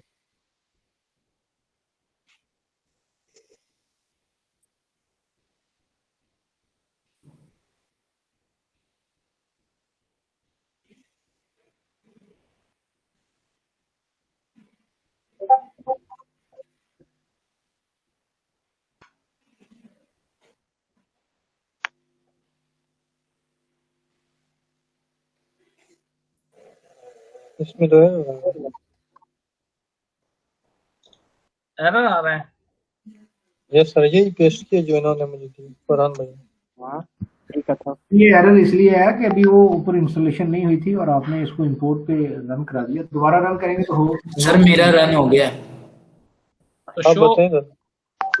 मैं शेयर करता हूँ। दो ही स्क्रीन शेयर करें। सर मेरे ये चलो बताएं। कोई बात नहीं, ट्राई तो किया ना हमने भाईजान। शाहजी डोंट वरी, टेंशन ना लें। जी बहुत बहुत आपकी हिम्मत है जी, आपने किया तो है।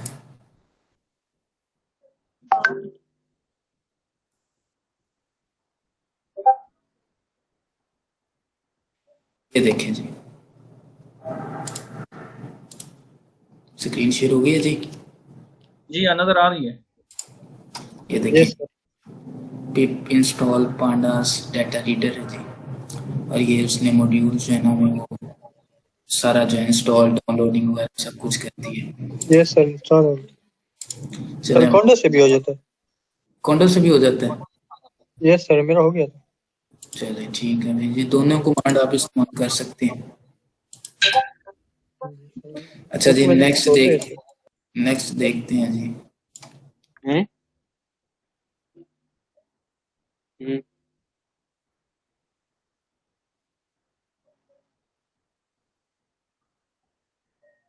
क्या करने लगे?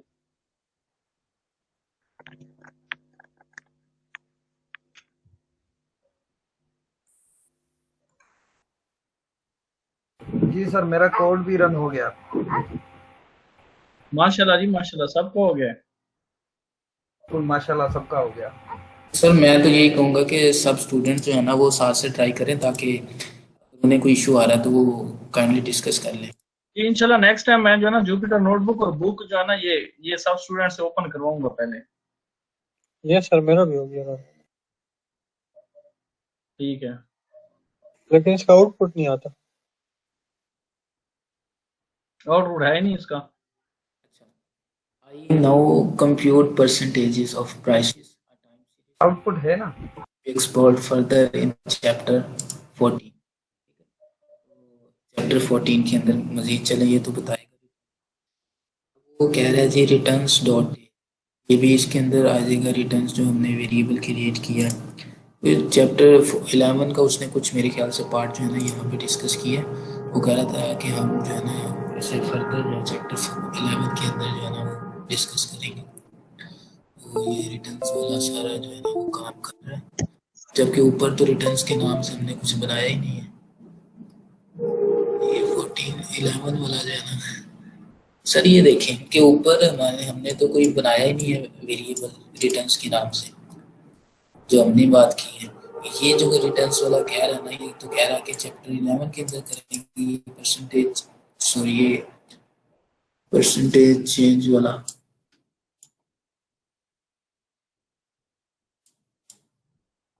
हो सकता है उसने रेफरेंस दिया हो ना यहाँ पे कि मजीद हम चैप्टर। जी जी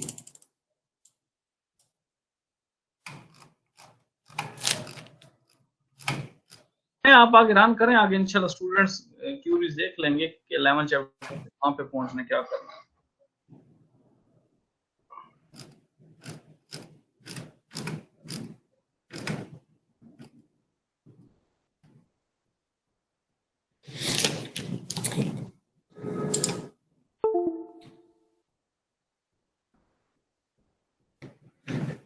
अच्छा जी, ये उसने बनाया है रिटर्न्स के नाम से वेरिएबल बनाया है प्राइस डॉट परसेंटेज चेंज।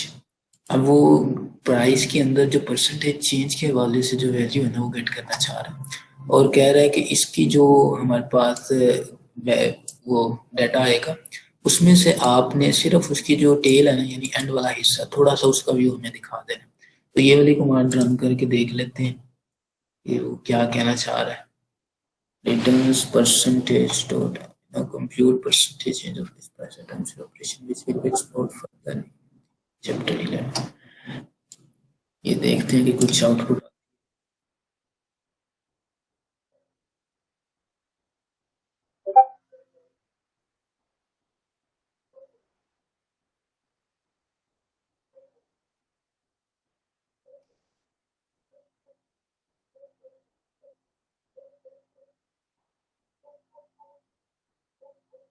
देखें जी,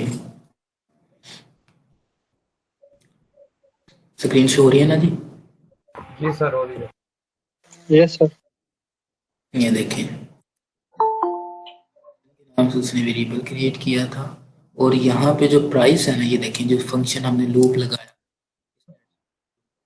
ये वाला सारा काम उसने बैकएंड पे किया। प्राइस के अंदर आके जो value I dot price percentage change, उसके अंदर जो परसेंटेज चेंज है वेरिएशन है, उसने कहा जी वो आपने इसके वेरिएबल रिटर्न्स के अंदर सारी स्टोर कर देंगे। तो जब हमने इस रिटर्न्स को प्रिंट करवाया, देखेंगे हमारे पास ये वाला डाटा अवेलेबल है। अब हम कह रहे हैं कि आप ऐसा करो, ज्यादा बड़ी तो नहीं है, ये ज्यादा जूम आउट कर। सर सही है। थोड़ी सी बड़ी कर देना सर, कोड तो स्पेसिफिक है, थोड़ी सी लेफ्ट साइड पे है, कर दें बड़ा बस। सर एक लाइन समझा दें, ये जो लिखी हुई है बुक में, the correlation method of series computes the correlation of the overlapping non-NA aligned by index values in two series। तो इसका क्या सर मतलब है? जी मैं समझा देता हूँ, जरा कोड रन कर।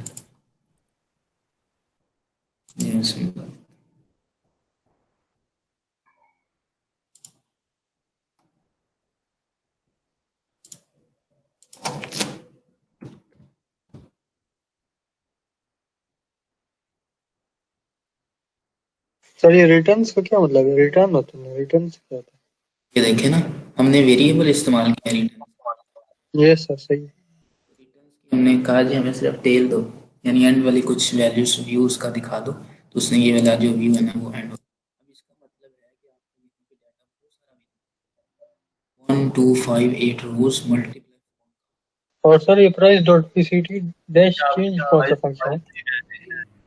ये देखिए ऊपर जो हमने एक वेबसाइट है हमारे पास, अब देखिए थोड़ी सी कहानी वॉइस नहीं आ बनाते रही हैं। आपकी।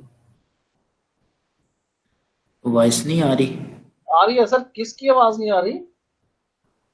मुझे आवाज नहीं आ रही सर। आपको जस्ट फरहान साहब की नहीं आ रही, मेरी आवाज आ रही है?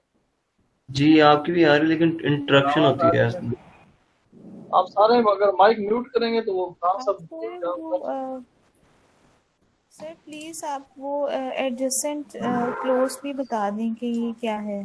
जी मैं कोरिलेशन वाला भी आपको बताते हैं जरा सारे। जी मैं इधर ही हूँ, बस ये ना कोड जरा हमने रन किया है तो उसको मैं थोड़ा सा बता दूं, फिर वापस आपके क्वेश्चन पे चलते हैं। ये देखें कि अब हमारे थोड़ी सी कहानी के अंदाज में इसको समझ लेते हैं। ये यहाँ पे तो हमने मॉड्यूल्स रन करवा लिया कि हमें जो चाहिए था किसी वेबसाइट से हमने डाटा लोड करवाना, ठीक है। अब यहाँ पे हमने इंपोर्ट करवा लिया जी पांडास डाटा रीड एज, ठीक है। अब हमने एक वेरिएबल क्रिएट किया है, उसके अंदर जितना भी हमने उस वेबसाइट से डाटा लेके आना है ना, वो सब का सब आपने ऑल डाटा के वेरिएबल के अंदर स्टोर कर देना, ठीक है।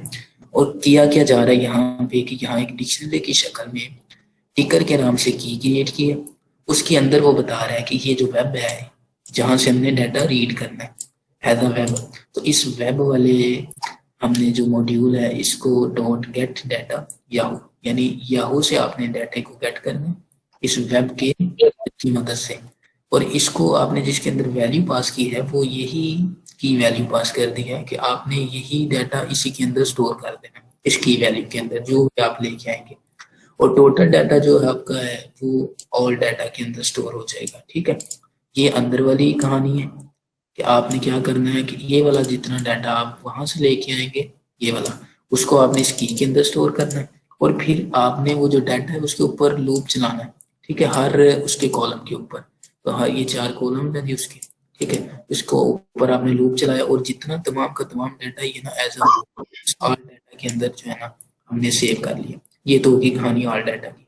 अब एक चीज हमने बनाई है प्राइस के नाम से वेरिएबल क्रिएट किया, हमने ये वेरिएबल क्रिएट किया है डाटा फ्रेम, इसके अंदर हमने वही टिकर की एज अ की इस्तेमाल की है, और डाटा इसके अंदर हमने दिया है यानी इस टिकर के अंदर डाटा एडजॉइंट क्लास के लिहाज से, ठीक है। ये कोई कॉलम है उसको जाके टारगेट कर रहा है डाटा के अंदर, ठीक है।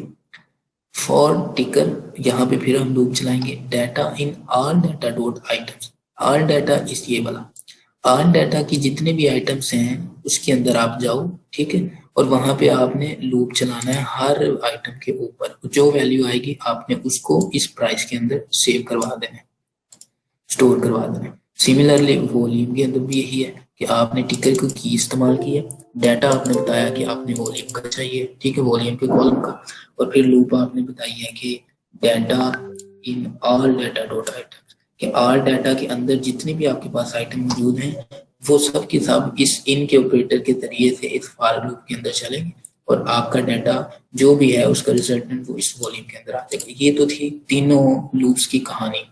अब करेगा क्या कि उसने एक रिटर्न्स के नाम से एक यानी अलहदा से अब दोबारा जो है ना वो वेरिएबल क्रिएट किया। अब उसके अंदर क्या कर रहा है, उसके अंदर इस प्राइस के वेरिएबल को यूज करेगा इसकी वैल्यूज को गेट करने के लिए। यहाँ तक क्लियर है आपको?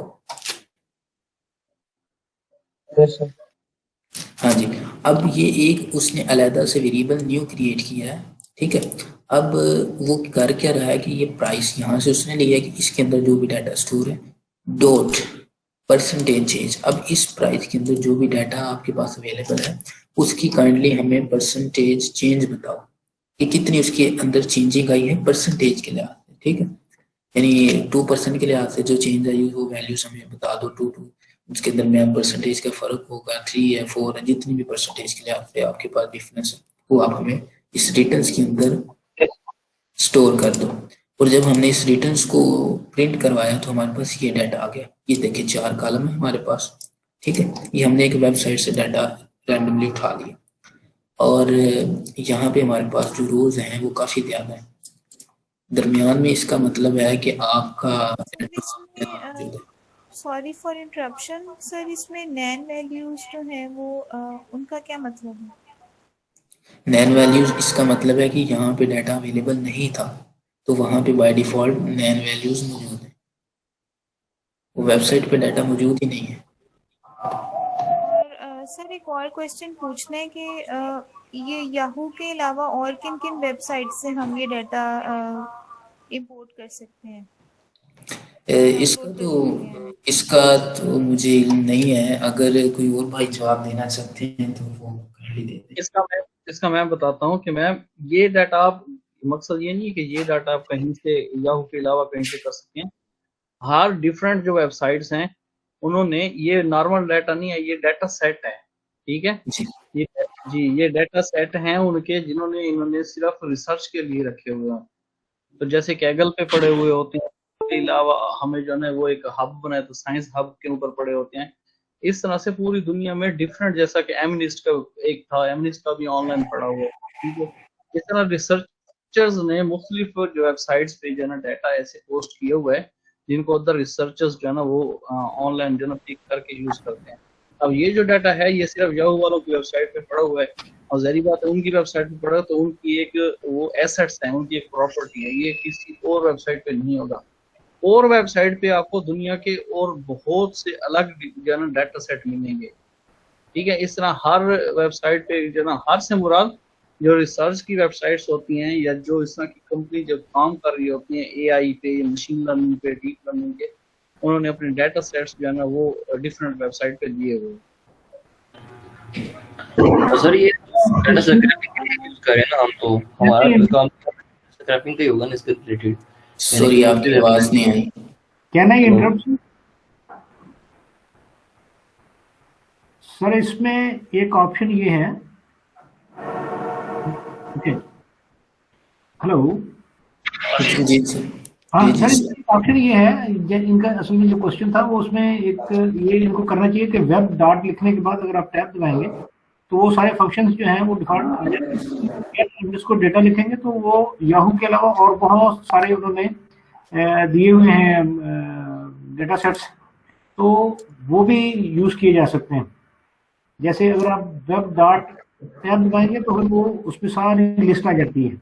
ये इनके असल जो क्वेश्चन उनका था, अगर आप यहाँ पे टैब दबाएं तो ये इसको आप गेट अंडरस्कोर डेटा लिखेंगे तो वो सारे याहू के अलावा जो भी अवेलेबल हैं वो सारे मिल जाएंगे उनको। ये सारी चीजें ये याहू के हैं, डेटा है दूसरे सारे। I am talking about this. Thank you. ये याहू का मौजूद है।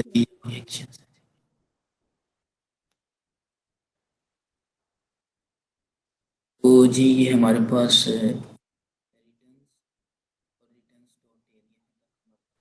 सर वो लाइन समझा मैं आपको दें, द बताता हूँ। कोरिलेशन मेथड ऑफ अभी सर की अब स्क्रॉल डाउन करें प्लीज काइंडली। क्वेश्चन था जी आपका।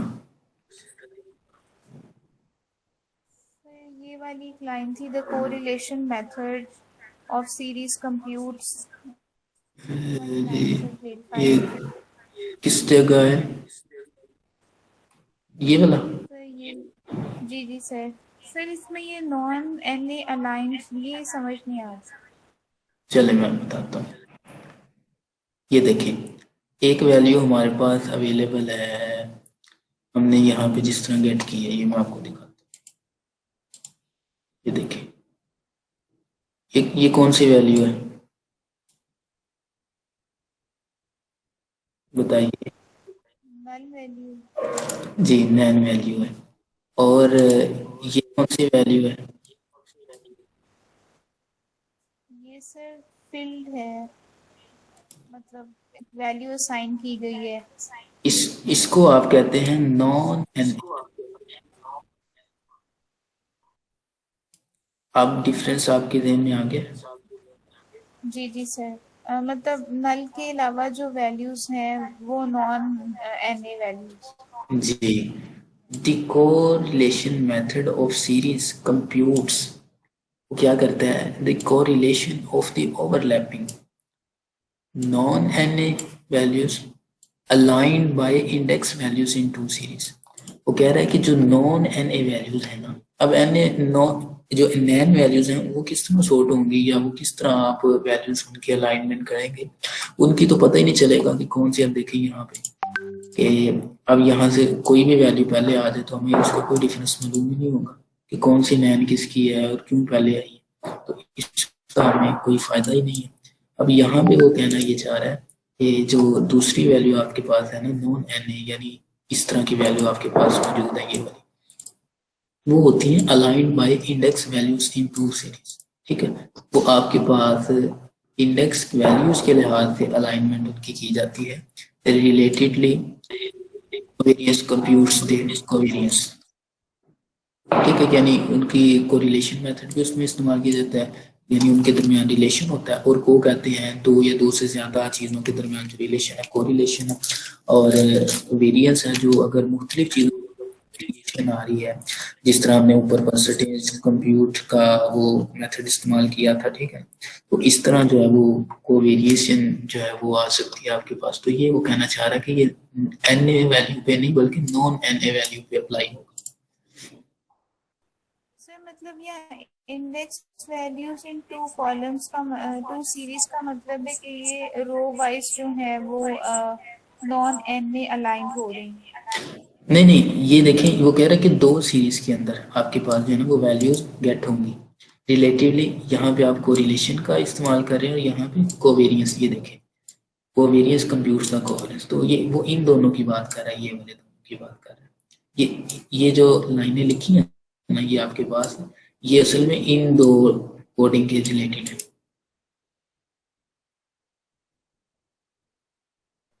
जी सर ये समझ आ देखें गई। मैं आपको मैं यहाँ पे कॉपी करके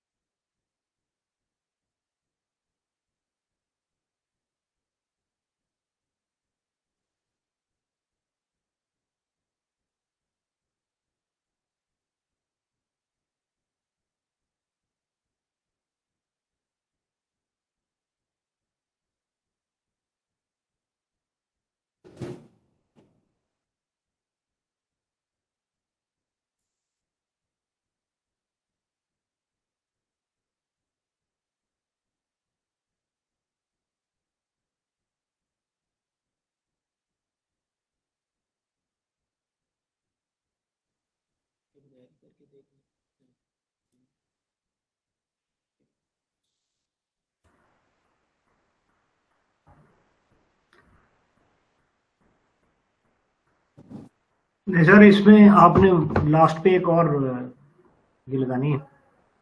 पैरेंथेसिस लगानी, स्मॉल पैरेंथेसिस।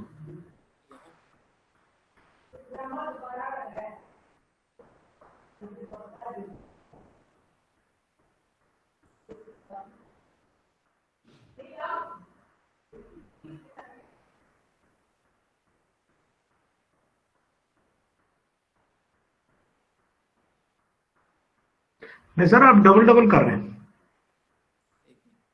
इसको अलग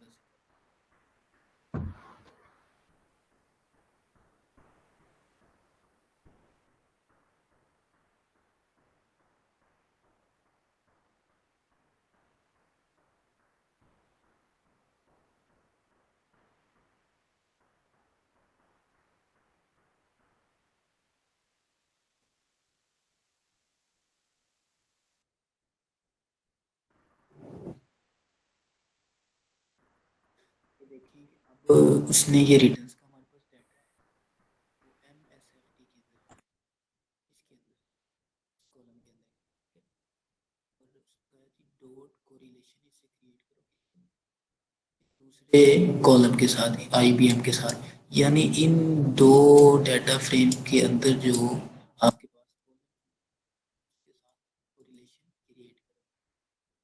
अब उसने ये देखें कि यहाँ पे कोरिलेशन क्रिएट, इसी तरह उसने कहा कि कोवेरियंस इसके क्रिएट करो MSFT और IBM का, ठीक है। तो उसने इन दोनों का हमारे पास कोवेरियंस जो है ना वो क्रिएट कर दिया। तो अब अगर यहाँ किसी चीज़ की समझ नहीं आई आपको तो आप पूछ सकते हैं। ये फंक्शन हम इस्तेमाल कर रहे हैं, डॉट कोरिलेशन और डॉट कोवेरियंस।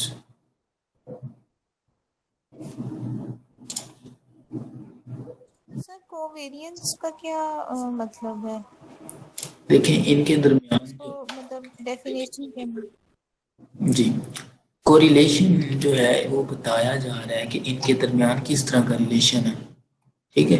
ये IBM और MSFT के दरमियान कितना डिफरेंस है, किस तरह का रिलेशन है, नेगेटिव है, पॉजिटिव है, उसकी डेविएशन किस तरह की है, तो वो सारा जो है वो उसके अंदर कंप्यूटिंग की शक्ल में जा रहा है, यानी इकट्ठा होके जा रहा है डाटा। तो उसने हमें बता दिया कि इसके दरमियान टोटल जो है वो ये कम ज्यादा रिलेशन जो है ना नेगेटिविटी में ले जाए, पॉजिटिविटी में ले जाए, तो हमारे पास इतना स्टैंडर्ड जो है ना वो उसके अंदर कोरिलेशन आ रहा है, यानी इतना उन दोनों का आपस में जो एक तरह वो होता है ना इंटरसेक्शन और यूनियन, तो ये वो वाला थोड़ा सा इसके अंदर है कि कोरिलेशन के अंदर आपका इतना डाटा जो है ना वो आपस में कोरिलेट हो रहा है, यानी मिक्सअप हो रहा है। इसी तरह कोवेरियंस है कि कितना डाटा दूसरे से वो वेरी कर रहा है, कितना किस तरह कर रहा है, उसकी जो वेरिएशन है वो किस टाइप की है, क्या उसके डाटा जो है वो कितना, अगर हम डाटा की सूरत में उसे लिखना चाह रहे हैं तो वो कोवेरियंस जो है वो उसका हमें गेट करके दे रहा है।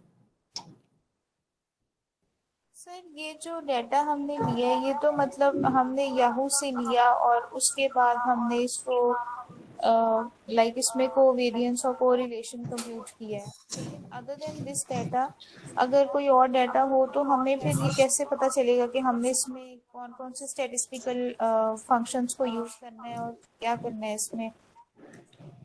देखें आप सबसे पहले जिस तरह ये हमने यहाँ पे पहले डाटा देखा है कि कौन सा हमारे पास डाटा मौजूद है, उस वेबसाइट पे जाएं, वहां से आपको डाटा उठाना, आप चेक कर लें कौन सा उठाना, उसके मुताबिक आपने यहाँ पे कमांड जो है वो क्रिएट कर लेनी है कि कौन सा डाटा है और क्या क्या उसमें मौजूद है, क्या क्या हमें चाहिए, ठीक है। जिस तरह हमने ये किया कि हमें 4 कॉलम का डाटा जो है ना वहाँ पे वो हमें पता है, हमने चेक किया, वहां से उसके जरिए से कमांड अब हमने दी है कि याहू पे है तो याहू से हमें डाटा गेट कर दें, ठीक है। और उसके अंदर ये सारी चीजें प्रॉपर्टीज उसकी मौजूद है। इसी तरह ये प्राइस और वॉल्यूम के लिए भी है। इसी तरह अगर हम किसी और वेबसाइट से डाटा उठा रहे हैं तो जाहिर है उसको पहले चेक करेंगे, और ये तो थोड़ी है कि हम डाटा बस कमांड लिखेंगे और कोई भी डाटा आ जाएगा हमारे पास, ऐसे नहीं है। हम जाएंगे, हमें जो डाटा सेट, डाटा फ्रेम, कोई डाटा चाहिए है वहां से हम उसको पहले देखेंगे, फिर उसको अपनी मशीन पे लाने के लिए जुपिटर नोटबुक में फिर वहां से हम वो कमांड इस्तेमाल करेंगे, फिर वो डाटा हमारे पास आएगा।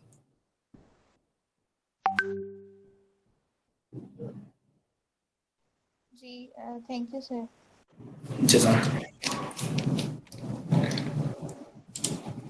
चलो जी नेक्स्ट चलते हैं।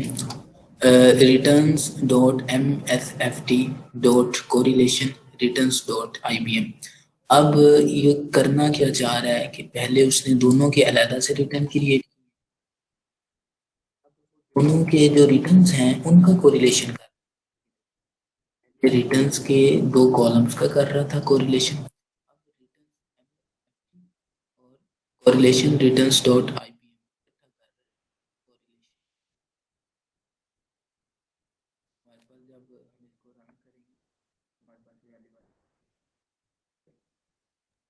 यही सेम मेथड हमने यहाँ पे हम इसको ऊपर ही पेस्ट कर देते हैं।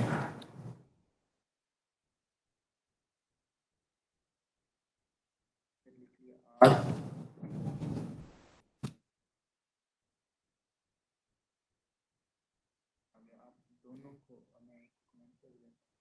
दोनों आपके पास में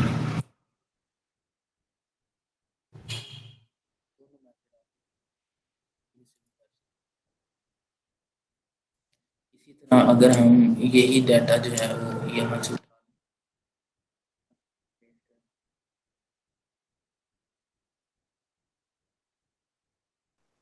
सर अब इसमें जो है वो ये कर रहे हैं कि माइक्रोसॉफ्ट और आईबीएम का कोरिलेशन कंप्यूट कर रहे हैं।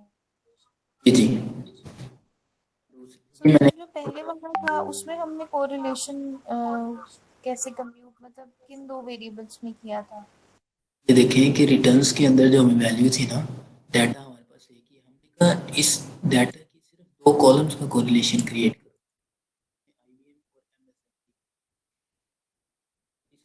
मैंने ये इसलिए लिखा है, ये कमांड ये मैंने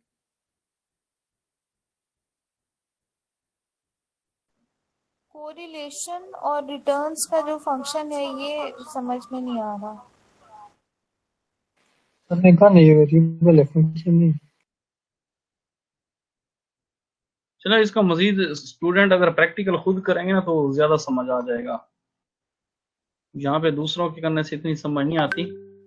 तो ये मैम कर लेंगे आप इसको, सारा कोड आप ले लेंगी, उठा लेंगे उधर से, समझ आ गया कोड? जी जी मैंने किया वैल्यू को, ये सब लोग खुद ट्राई करें फिर कल इस पे डिस्कस करेंगे। आज हम जरा मुझे बुक दिखाएं। पेज पेज नंबर कौन सा है? पेज नंबर बता दे सबको। लाइन नंबर भी आ रही है, 247 लाइन है, लाइन तो सारी 161 है जी। ठीक है, लाइन नंबर 247 है, आ जाएगा। 166 है सर, वो तो जुपिटर नोटबुक की लाइन है, 166 पेज नंबर। जी जी, वो 161 लाइनें भी तो वो सारी वो सेम नहीं है ना, वो भी यूनिक है सारे बुक में।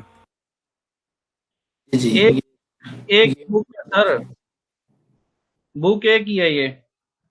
जी जी बिल्कुल, वही उसी बुक की मैं बात कर रहा हूँ।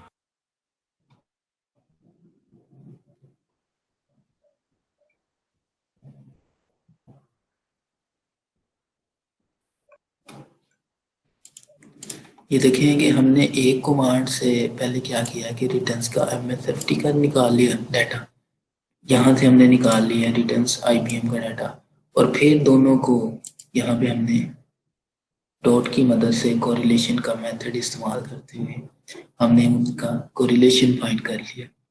और यहाँ पे हमने सिंपल रिटर्न्स डॉट एमएसएफटी बगैर ब्रेसेस के करके लिया, लेकिन यहाँ पे हमने डॉट का मेथड इस्तेमाल किया, यानी रिटर्न्स डॉट एमएसएफटी भी टारगेट उसी पे करेगा जो स्क्वायर ब्रेसेस कर रही है। Dot correlation returns dot IBM, तो इस स्क्वायर के ब्रैकेट्स हम वही जगह हम डॉट आईबीएम भी इस्तेमाल कर सकते हैं। ये कोरिलेशन के लिए भी दोनों मेथड है और कोवेरियंस के लिए भी दोनों मेथड है।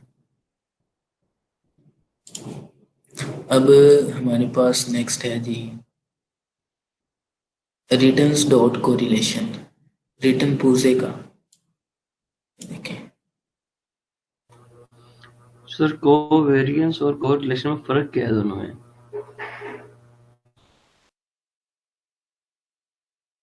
कोरिलेशन मैंने आपको बताया है कि को कहते हैं तो ये दो से ज्यादा, और रिलेशन कहते हैं relationship between two variables. Variables, और यहाँ सर मुझे वॉइस क्लियर नहीं आ रही, मुझे वॉइस कट जाती है, पता नहीं क्या इशू आ रहा है, इस वजह से मुझे समझ नहीं आ पा रही किसी भी चीज की। और वॉइस कभी कभी कम हो जाती है। हाँ जी, ऑटोमेटिकली वॉइस कम हो जाती है। मुझे आपकी भी क्लियर नहीं आ रही, आप पे भी डिस्टोर्शन हो रही है। मैंने सिंपल सा बताया है कि को रिलेशन कहते हैं, देखें यहाँ पे मैं लिख,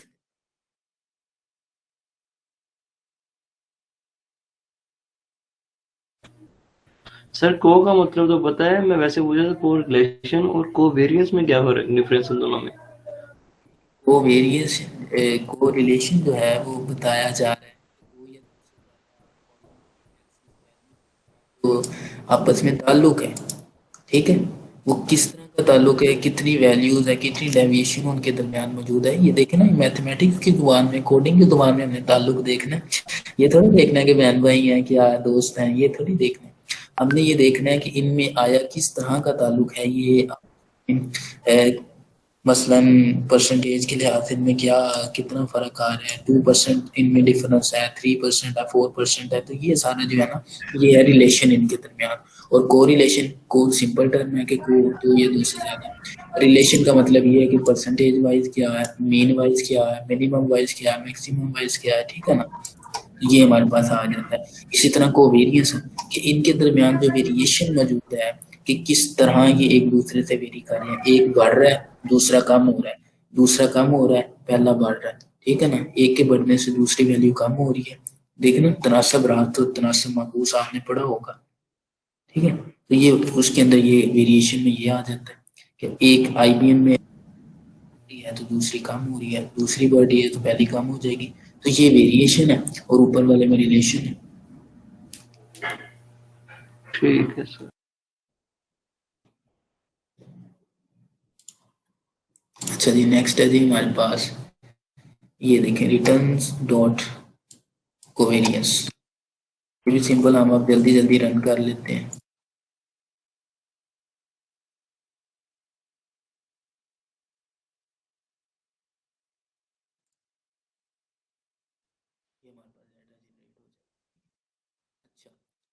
using data frames correlation with method. अब ये हम कर रहे हैं correlation method. You can compute pair wise correlation, pair wise. अब इनमें फर्क ये है कि कोरिलेशन विद का पेयर वाइज कोरिलेशन हम इस्तेमाल करेंगे बिटवीन सर जो हम माइक्रोसॉफ्ट और आईबीएम का कर रहे थे कोरिलेशन, तो वो भी पेयर वाइज नहीं था कोरिलेशन?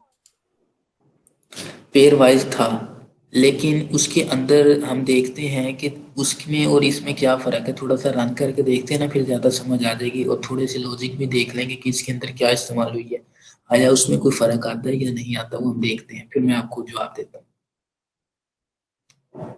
थोड़ा सा आप कोडिंग पे गौर कीजिएगा। You can compute pair wise correlations between A data frames columns और रोज। वो आप रोज वाइज भी कर सकते हैं, कॉलम वाइज भी। And series are data frame, या आप सीरीज पे भी कर सकते हैं, डाटा फ्रेम पे भी कर सकते हैं। पासिंग ए सीरीज रिटर्न्स ए सीरीज। अगर आप उसे सीरीज दे रहे हैं तो वो आपको सीरीज ही रिटर्न करेगा with the correlation value computed for each column. Her column के लिए जो आपको वो वैल्यू रिटर्न करेगा, वो अगर आपने कोरिलेशन का मेथड इस्तेमाल किया है तो वो कोरिलेशन आपको बताएगा, अगर वो आपने कोवेरियंस इस्तेमाल किया तो वो कोवेरियंस बताएगा, और अगर आपने सीरीज दी है तो वो सीरीज के अंदर रहते हुए ये सारे काम परफॉर्म करेगा। तो अब ये देखते हैं रिटर्न्स है डॉट कोरिलेशन विद, किसके साथ क्रिएट करना जी, आप कर दो जी आईबीएम के साथ। रिटर्न्स डॉट कोरिलेशन, यानी इस पूरे आपने जो रिटर्न्स है ना, इसका कोरिलेशन क्रिएट करना है किसके साथ, रिटर्न्स डॉट आईबीएम के साथ। यानी ये जो वैल्यू हमारे पास मौजूद है रिटर्न्स डॉट आईबीएम, वेरिएबल हमारे पास नहीं है, ये इधर हमने वैल्यू चले रिटर्न्स डॉट कोरिलेशन विद किसके साथ, रिटर्न्स डॉट आईबीएम। यानी आईबीएम के रिटर्न्स में जाके आपने इसमें जाके इसका रिलेशन इस कॉलम का आपने करना है रिटर्न्स के साथ, ठीक है। तो वो IBM आएगा। का कोरिलेशन एप्पल, गूगल, IBM खुद के साथ और माइक्रोसॉफ्ट के साथ हमने करना है ना, मतलब पेयरिंग हो रही है ये। जी जी। अब देखिए, अब इसके साथ भी इसका हो रहा है, इसके साथ भी इसका हो रहा है, ठीक है। IBM ने उसका अपने साथ भी किया है और MSFT के साथ भी उसने कोरिलेशन किया। तो जब वो IBM के साथ करेगा तो वो बताएगा कि इसके दरमियान क्या रिलेशन है, किस तरह का इसके अंदर बिहेवियर चल रहा है, आया टॉप से बॉटम की तरफ जाते हुए क्या वैल्यू बढ़ रही है, कम हो रही है, किस तरह का चेंज आ रहा है, कितना चेंज आ रहा है, परसेंटेज वाइज कितना चेंज, वो सारा जो है ना वो वैल्यूज की शक्ल में आपको यहाँ पे रिटर्न करेगा। और डी टाइप इसकी फ्लोटिंग है। सर जी जी। सर अगर आप ये 247 आउटपुट देखें तो इसमें IBM इंडेक्स की ये जितनी भी 3 पे वैल्यूज है ना, इन सबको उठा रहा है। यानी IBM पे APL के साथ उसका क्या कोरिलेशन है, और IBM B, C और D है, इसकी sorting करेंगे जब इंडेक्सिंग की बुनियाद के ऊपर, तो हमारे पास sorting तो पहले ही हुई है, तो हम फिर किस तरह करेंगे, फिर हम इसको डिसेंडिंग ऑर्डर में लिखेंगे, फिर ही sorting होगी। तो बाय डिफॉल्ट sorting के लिए हमने इसको रैंडमली जनरेट किया इंडेक्स को D, A, B, C, ठीक है। अब हम इसकी sorting कर रहे हैं इंडेक्सिंग की बुनियाद पे। अब हमने इस वेरिएबल को पकड़ा कि इस वेरिएबल में जाओ, डॉट आपने इसके ऊपर मेथड कौन सा अप्लाई करना है, सम करना है, मिनिमम, मैक्सिमम, आपने इसको क्या अप्लाई करना है, मीन करना है, परसेंटेज करनी, क्या हमने कहा जी हमने sorting करनी है जी इस वेरिएबल में sorting तो होगी, लेकिन किस बुनियाद पे करनी है, कॉलम की बुनियाद पे या आपने इंडेक्सिंग की बुनियाद पे करनी है। तो उसने हमें बताया है कि आपने इंडेक्सिंग की बुनियाद पे इसकी sorting करनी है। तो जब हमने उसको इंडेक्स किया है अंडरस्कोर डाल के, सर बाय डिफॉल्ट सॉर्टिंग जो है वो असेंडिंग ऑर्डर वाइज होती है, मतलब असेंडिंग ट्रू होती है। जी जी असेंडिंग। अच्छा, आप पेज नंबर 162 पे आए सर, वहां पे एक छोटी सी की हुई है जो लास्ट हमने पढ़ा था।